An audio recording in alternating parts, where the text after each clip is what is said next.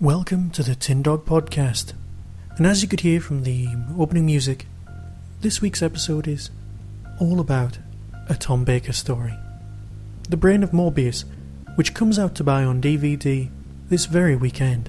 Of course I'm talking Region 2, and for that I'm sorry for anyone listening in America, because it really is a great disc. But before I start talking about the Brain of Morbius, I just want to say a big thank you to Alan Jones of Louisville, USA, for donating to help the Tin Dog Podcast keep running. Thanks, Alan. For those of you who aren't familiar with classic Doctor Who in the way you'd like to be, the Brain of Morbius is a fantastic starting point. It hails from an era of Doctor Who that is rife with homages to other, slightly more popular stories. In the case of Brain of Morbius, most people cite it as being a retelling of the Frankenstein story. I would say Frankenstein myth, but Frankenstein itself was a retelling of various other European myths all hunched together to create a very nice piece of speculative fiction.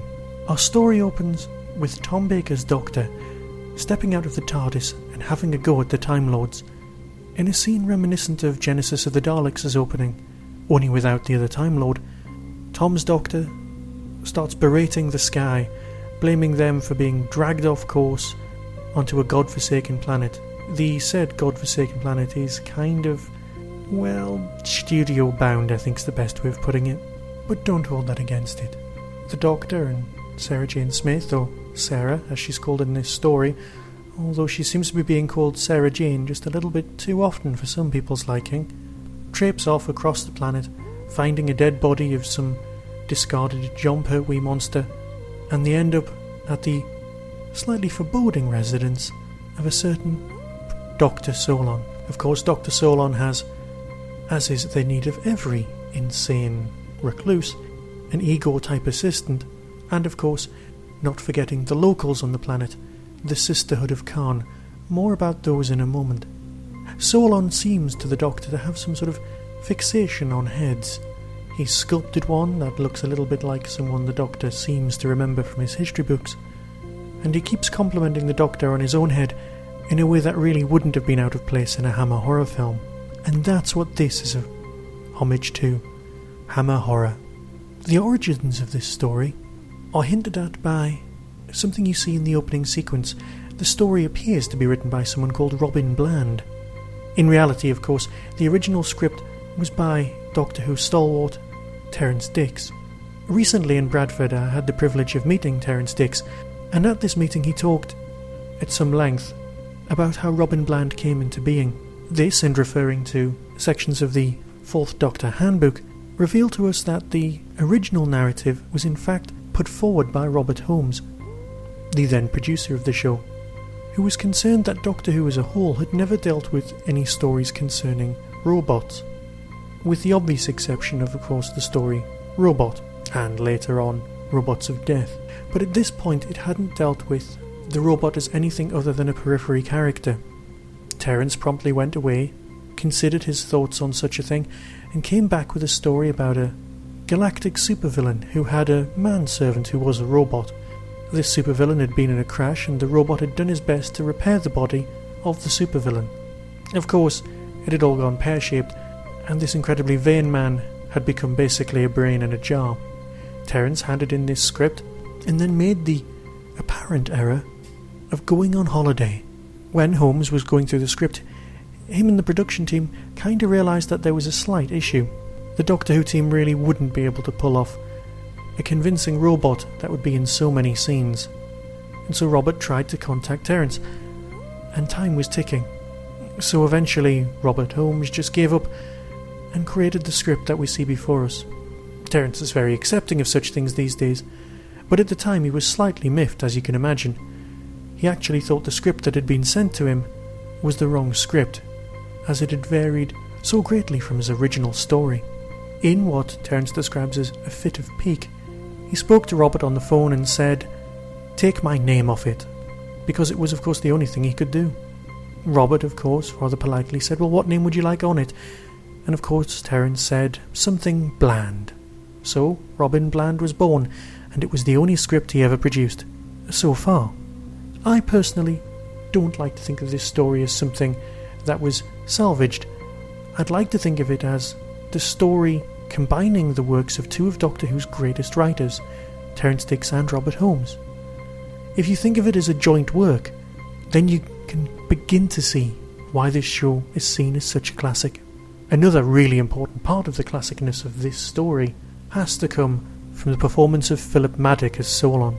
Philip is by far the greatest actor never to play the Master, and even in this story he has the great beard, the voice, the slightly manic moments, the willingness to betray his colleagues, and everything else that we came to know and love from the Delgado Master. This story is worth tracking down just to see Philip Maddock's portrayal. It's worthy of note that Philip Maddock appeared in Daleks' Invasion of Earth, the Peter Cushing Doctor Who movie, together with Bernard Cribbins, who of course has recently appeared in the new series. In that he was playing some sort of spiv on the run from the Daleks, and has a particularly good death scene. Crashing on. Before I discuss the Sisterhood of Karn, here's a short word from the Bearcast. My name's Jeb. Hello. This is Terry. Hello. We're a couple of old teddy bears. Speak for yourself. This is Token Female. Hello. Who isn't? We talk about telly. We do. Listening to you argue. What are we arguing about? I suspect you're probably arguing about Doctor Who. Film. So what else have we watched?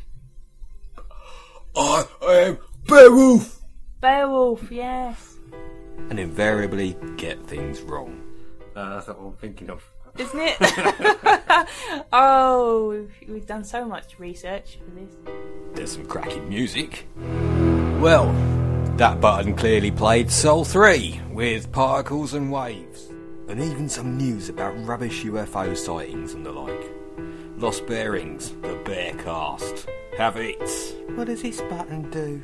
Lost Bearings, Lost Bearings, Lost Bearings, Lost Bearings, Lost Bearings. You can find us on iTunes or btpodshow.com. The Sisterhood of Karn are an odd lot. They live just over the hill from Solon and have very few dealings with him other than a medical capacity. They appear to be a bunch of slightly overacting nuns who originally hunted down the arch-Time Lord criminal Morbius. Morbius was of course responsible for the state of their planet, and they were there when he was killed. Apparently he's the first Time Lord to ever suffer the death sentence. The Doctor also comments on this when he's the fifth Doctor, saying I could only be the second Time Lord ever to be given the death sentence.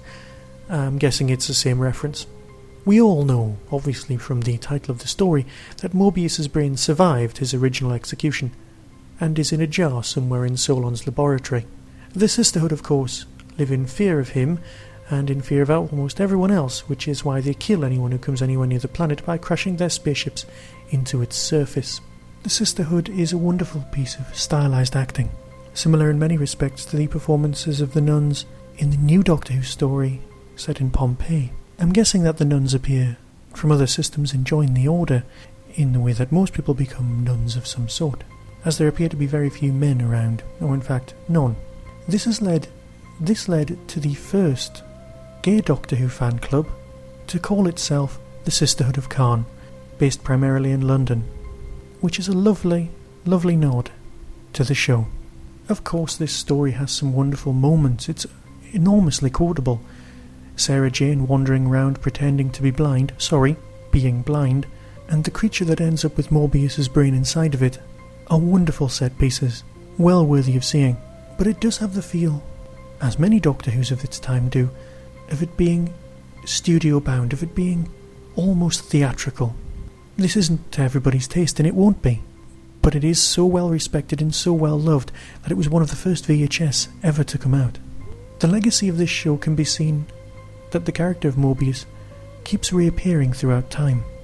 He appeared in the 5th Doctor past novels, as well as in an upcoming Big Finish production, of which this is the trailer.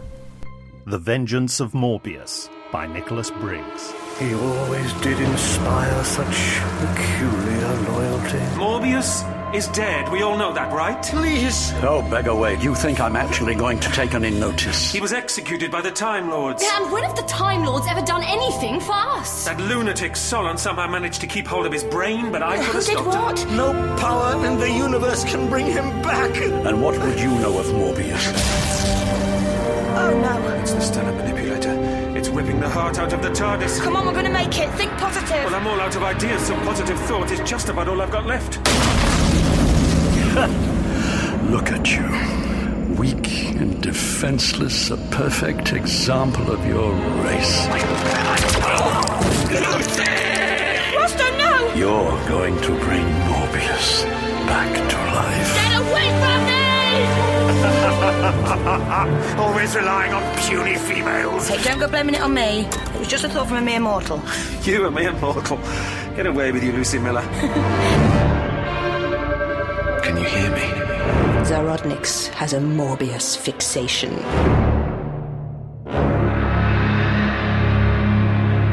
I am Morbius. The thing which is worthy of note the most, however, when you're watching this, which is something that fans refer to as the Morbius Doctors. At one point in the story, the Doctor and Morbius have a mind duel, and in this duel there is a small monitor in the centre of the screen, and you get to see the Doctor's past lives. You get to see Pertwee, then Troughton, then Hartnell, and then you get to see Morbius's past lives in an ongoing battle. But then you start to see other previous Doctors. Obviously this was an in-joke, and the people used to play these Doctors were, to all intents and purposes, people who just happened to be hanging around. Robert Holmes, the script editor, Graham Harper, production assistant at the time, but of course now we know him as slightly good director, the production unit manager, Douglas Campfield, the director, Philip Hinchcliffe, the producer, Christopher Barry, the production assistant, and Robert Banks Stewart, the writer of the Zygon story, and of course Chris Barry, another director. Sadly, this nice in-joke kind of backfired a couple of times. First, in reality, where Equity, the actors' union, found out that people who weren't actors had put actors out of a job as far as they were concerned, and also as far as fans are concerned. It kind of messed with continuity. Of course, we didn't know at this point that the Doctor was supposed to be limited to 12 incarnations, something that I'm sure really will not count, as the Doctor hits his 11th. But in these days, they were nicely toying with the idea that William Hartnell hadn't been the first Doctor we'd seen on TV. But it is safest for everyone to assume that these other people who appear are merely figments of the Doctor's imagination and something we can all sleep safely in our beds in the knowledge that it doesn't really count. Of course such things end up with conversations between fans, and let's just not go there, shall we? As I said at the beginning of this piece, the Region 2 DVD of this story comes out very shortly. And what about the extras that you got on the desk? Well, of course, there's the commentary featuring Tom Baker, Elizabeth Sladen, Phil Maddock, the producer and the director Christopher Barry. A short making-of documentary, extremely good, called Getting Ahead. There's the contemporary trailers, an isolated music score, the usual Radio Times Billings, Easter eggs and Coming Soon trailer, and best of all, there's a very nice CGI tour of the studio itself. It's recreated on a computer just to show you the layout that was used during production. I'll leave you now with the trailer for the thing we'll be covering in the next few Tin Dog podcasts. The Trial of a Time Lord. Be seeing you.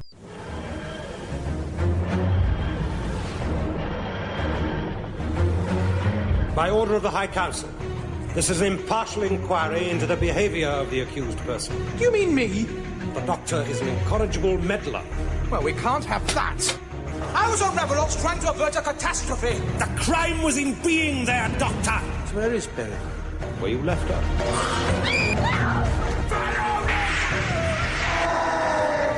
You killed Perry? These examples of the criminal behaviour of the accused are fully recorded in the Matrix. the events took place, but not quite as we've seen them.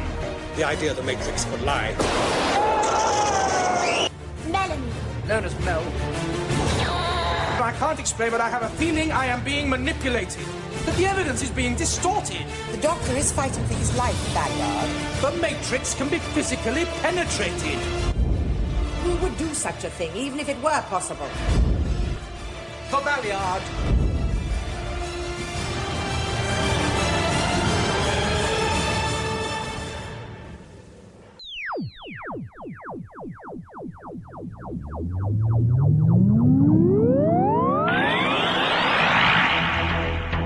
You have been listening to the Tin Dog Podcast.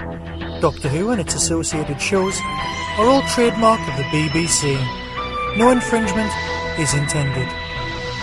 Contact us at tin-dog@hotmail.co.uk.